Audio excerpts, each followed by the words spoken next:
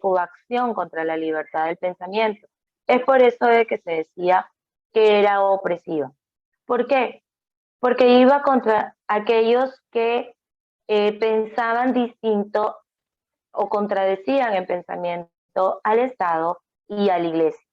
De este modo, el Santo Oficio se convirtió en una de las instituciones más represivas e intolerantes de la época colonial. Esta institución, sin embargo, fue abolida en España cuando se aplicó la Constitución Liberal de Cádiz de 1812, constitución que también fue influencia para Perú. Sin embargo, recién en 1814, después de 2 años de haber sido abolida en España, después de 2 años, durante el virreinato de Abascal, el Santo Oficio fue abolido. Cuando cierran el Santo Oficio, se armó un tremendo alboroto en Lima. Se desató toda una revuelta, se armó toda una revuelta que todo el pueblo limeño irrumpió en las instalaciones del Santo Oficio y comenzaron a destruir todo lo que encontraban en su paso. ¿Okay? ¿Por qué? Porque era una institución que había causado una supresión completamente deplorable. El pueblo limeño vivía completamente atemorizado por todo lo que pudiera pasar. Y es entonces que al ver que la institución desapareció, no hubieron mejor forma o mejor reacción que destruirla.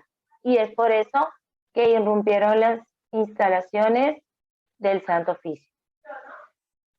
Sin embargo, la Santa Inquisición se vuelve a restablecer, pero no con la misma magnitud. Y es más, fueron en contra de persecuciones, por ejemplo, de libros que consideraban inmorales, de delitos sumamente pequeñísimos.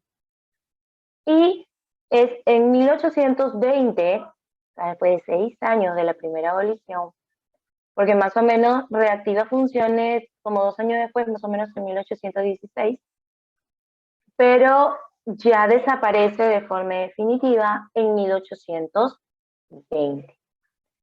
Pero veamos todo lo que pasó, o todo el transcurso, todo el camino que siguió esta institución. La institución de la Santa Inquisición comenzó con algo conocido como la extirpación de la idolatría, que como ven, fue la tarea en la cual debían participar las autoridades eclesiásticas y también las civiles. El fin era dejar el terreno fértil preparado para la evangelización de los indígenas. Recordemos de que el proceso de evangelización, repito, estaba desde las capitulaciones de Santa Fe.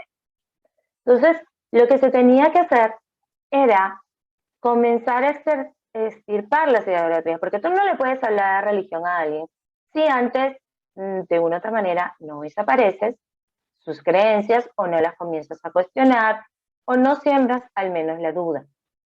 ¿Okay? Entonces, ¿qué es lo que pasó? La extirpación de las idolatrías duró más o menos, duró un poco más de un siglo. Aproximadamente desde 1532 hasta 1660, y esta se dio en 3 etapas. Como vemos, la primera se dio entre 1532 y 1551. ¿Qué pasó en esta primera? La atención de los españoles en este periodo no estuvo realmente centrada en la destrucción de los ídolos, tampoco de las huacas. Es decir, que lo que hacían no era realmente con la finalidad de erradicar la religión autóctona, sino que lo que estaban haciendo era buscar tesoros ocultos. Pero de una u otra manera sirvió para el camino de la extirpación de la idolatría. Entonces, en este periodo, como los españoles estaban más fijados en la meta de buscar oro, la tarea evangelizadora del clero se tornó muy difícil en este periodo, y mucho más por las guerras civiles entre los españoles por lo mismo del dinero, el oro. Entonces, es que en 1551 dada la situación social que de una otra manera comienza a estabilizarse en el Virreinato del Perú, la Iglesia decide reunirse en el primer concilio limeño, en 1555. ¿Y qué hicieron? En ese concilio establecieron los acuerdos para luchar contra la idolatría en el Perú.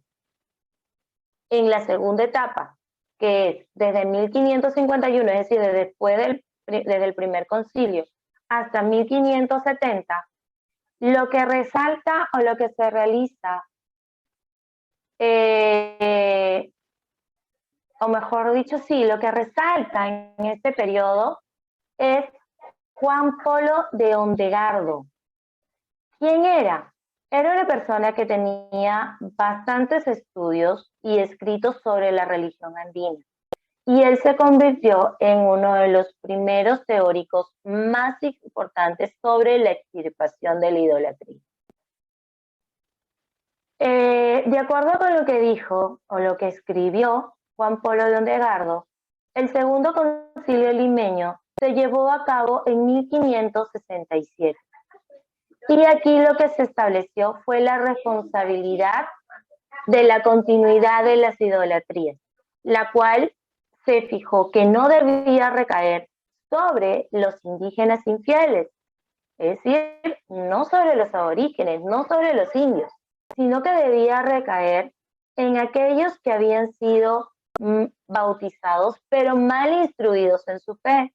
Es decir, que los que seguían con sus creencias autóctonas, creyendo en el sol, creyendo en la Pachamama, con los dioses, sus cultos y tradiciones, no tenían ningún tipo de responsabilidad, sino que aquellos que habían sido mal bautizados y mal instruidos, ojo, mal instruidos en su fe, es decir, en la nueva religión católica. En la tercera etapa, desde 1570 hasta 1600, los jesuitas lideraron las campañas de extirpación. En esta etapa se adoptaron nuevas medidas y estas nuevas medidas se establecieron en el tercer concilio limeño, en la cual se estableció que era apropiada la publicación de textos importantes que ayudaran con la evangelización indígena. Es decir, que la medida que tomaban para evitar esa mala instrucción que fue percatada, que fue señalada en el segundo concilio limeño, pues fue a través de textos, de libros. Pero ojo, los indígenas hablaban quechua, no hablaban español. Y los españoles no hablaban quechua. ¿Qué métodos usaron entonces? A partir del siglo XVII, los encargados de la extirpación tuvieron que poner en práctica distintos métodos para lograr sus objetivos. Normalmente lo que hicieron fue la persuasión, pero a través de la prédica, que tuvo que ir después acompañada de técnicas menos amables, es decir, no llegando a la tortura, pero sí a los malos tratos. Y es entonces que después de ver este primer inicio de tratar de hacerlo a través de la persuasión y en algunos casos poner un poco de presión, se vio que no se lograban los objetivos. Entonces se aplicaron procedimientos represivos, como fueron las penas y los castigos a aquellas personas que practicaran hechicería o idolatría. Entonces, así con las visitas y los procesos, comenzaron a generar una presión o una represión mayor en el pueblo indiano. También hubieron otros métodos preventivos, como las reducciones de los pueblos indígenas, ¿no? Y a favor de los caciques se establecieron colegios como un beneficio. De esta manera trataban de ser persuadidos para que optaran por la religión católica. Pero ¿qué pasó? A pesar de tantos esfuerzos, además de tantos, en algunos casos, algunos indios con ciertos privilegios, haber sido castigados, sancionados y demás, ¿por qué siguió esta religión autóctona? ¿Por qué no desapareció? ¿Por qué incluso hasta ahora la tenemos? Si bien es cierto, hubo un despliegue de fuerza a través de los extirpadores, los resultados no fueron positivos, obviamente, y es por eso que todavía tenemos estas tradiciones en nuestro país. Y eso se dio por todos los errores que cometieron las personas que supuestamente vinieron a realizar el proceso de evangelización. Si bien es cierto, actualmente hay distintas interpretaciones sobre el significado de la continuidad de las creencias o por qué estas creencias religiosas indígenas todavía se mantienen latentes, por qué todavía se practican realmente como religión, a pesar de que el Perú establece la religión católica como la religión principal, fue porque en esa época, en ese entonces, lo que tuvieron los indígenas para poder resistir el dominio colonial fue refugiarse en su religión, fue agarrarse a ella con garras y dientes para que de una manera pudieran seguir teniendo esos vínculos de solidaridad que tenía esta comunidad, ¿no? Y eso los ayudó a, de una manera, sobrellevar las circunstancias que les tocó vivir. Por otro lado, también se ha señalado en varios libros que la responsabilidad también recayó sobre los curas doctrineros, pues, como les dije, ellos no llegaron a aprender las lenguas nativas. Si bien es cierto, la principal en el imperio inca era el quechua, también existía el aymara, pero no llegaron a aprender ninguno, entonces nunca se llegó a realizar una adecuada evangelización.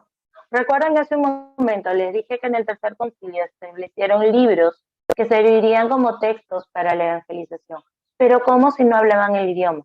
Ni siquiera las personas que los instruían se tomaron la molestia de aprender algo del idioma para que la instrucción fuera completa y fuera positiva. Entonces, a pesar de esto, también hubo otro problema, y esto fue de que algunos se sirvieron del cargo para sacar un provecho económico, utilizando de una u otra manera la evangelización como mano de obra. Ay, perdón. Uy, sigo malita. Entonces, ¿qué es lo que pasaba? A través de la justificación de que estaban evangelizando, a muchos de los orígenes los podían hacer trabajos en beneficios de algunos, lo que significaba un beneficio económico. Otro de los motivos por los cuales tampoco funcionó fue el número de misioneros que llegaron al Perú. Fueron realmente pocos en comparación a la población a la cual querían evangelizar. Entonces, por ende, no fueron suficientes y nunca fueron suficientes como para poder completar sus objetivos. Ay.